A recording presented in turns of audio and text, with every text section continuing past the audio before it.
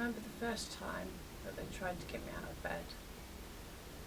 My legs collapsed underneath me. The pain was just really, really bad. They said it was because I had a lot of blood and fluid pressing down my spinal column, my spinal cord, and that was causing the pain and the spasms that I was having every day. The spasms were really bad, not only just for me, but for my family to watch. The pain was just excruciating. It was so painful. I remember the children used to massage my back for me.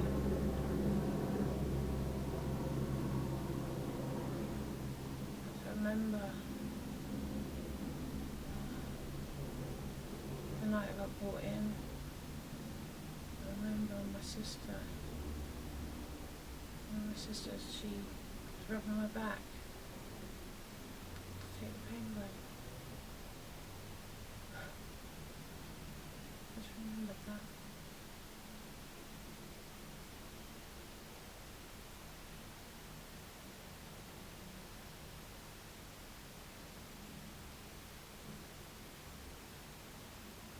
When I first came up, at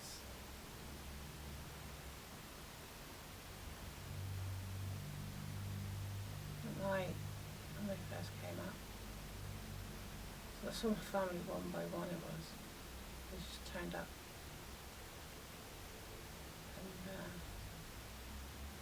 And it was like them saying goodbye to me.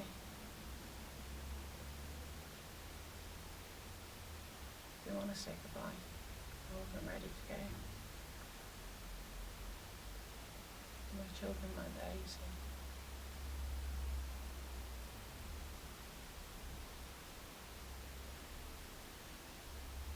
My memory comes back at silly times, funny times.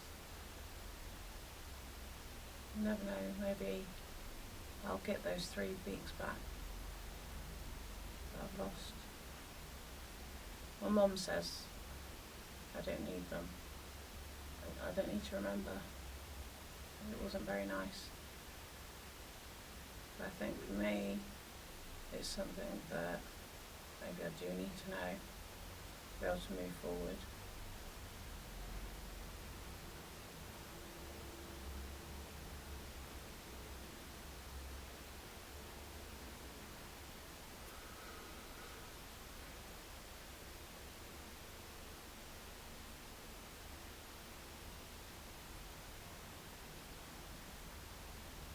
I got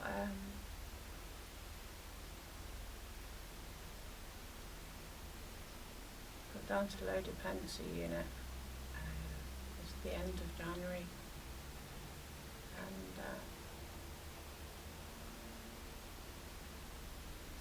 my kids came to see me. They saw me beforehand, but I couldn't remember that.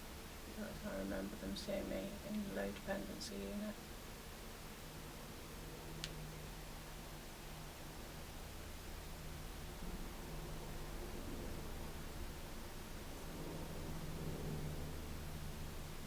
Coping with a ruptured brain aneurysm is one thing, but learning that you have 2 brain aneurysms was a big deal, and that's what I found out. I had 1 rupture and 1 unruptured. The one that ruptured was on my right side of my brain, and the unruptured is on the left. And it still is on the left. They couldn't operate because of my heart. And so they had to stop after the first coiling. And they didn't finish the rest of the coiling. So today at the moment I'm sitting here talking to you, knowing that I've got a brain aneurysm, but it will be operated on though. chosen elective surgery. Hopefully in the middle of August. I should have this one coiled, which would be good. Today, I have a lot of short-term memory loss now. I deal with it by having lots of different strategies put in place, and my main one is being my phone. My phone is my lifeline.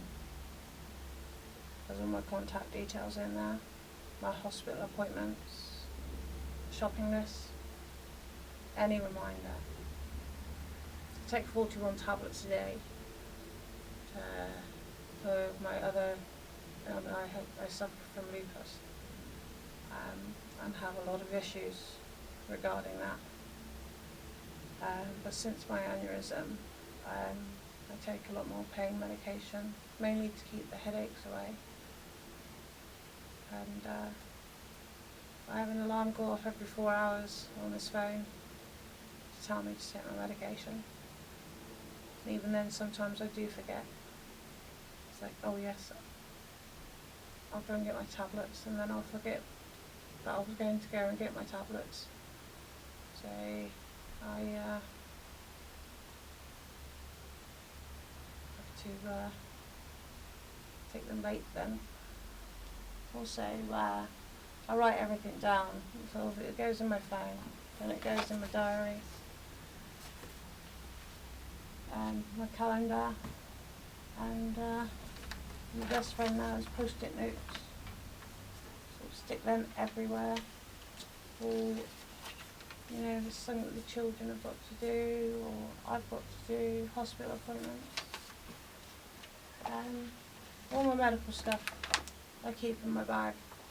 It's a file, and in this file I'll have everything from Bristol Hospital, which states that I've still got another aneurysm, so if anything does happen to me, these are in my handbag, and they'll stay there until I know that I'm safe and I no longer need them.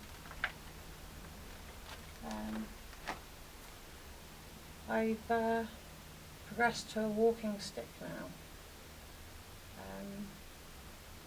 At first I was in a wheelchair, and then progressed to a frame from there to crutches, and now I have a stick. I lose my balance on a daily basis. So my stick comes in handy.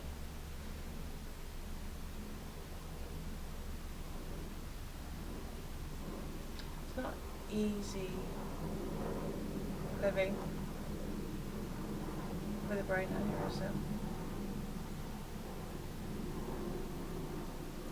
There's times that you just want to scream. I remember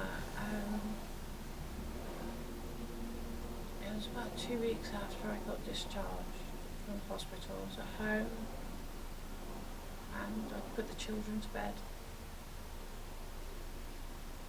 and suddenly it just hit me like a 20-ton truck, just bang. I nearly died. I could have died. I should have died, but I didn't. And that was a hard realisation. And I cried hard, and I cried all night. I didn't sleep. But that was the first time it hit me that I was very, very lucky to be alive.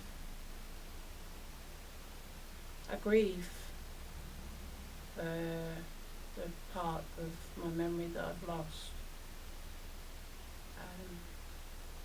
and I still cry today. Not as hard as that time,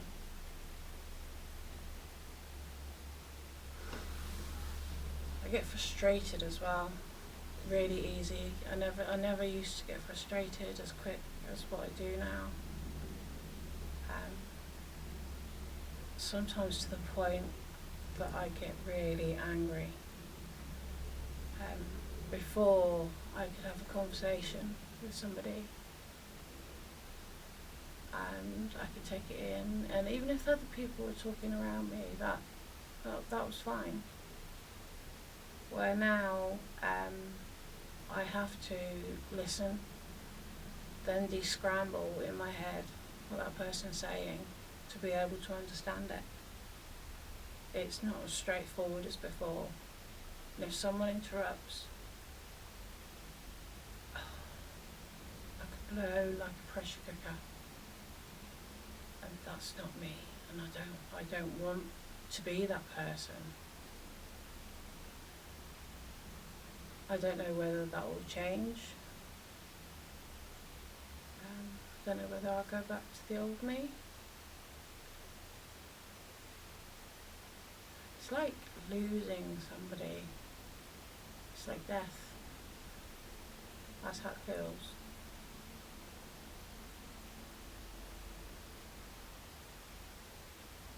Never looked at it as death before, but yeah. But the old me's gone and there's this new person. Still got the same life as I had before, but things have changed. I've changed. The children know when to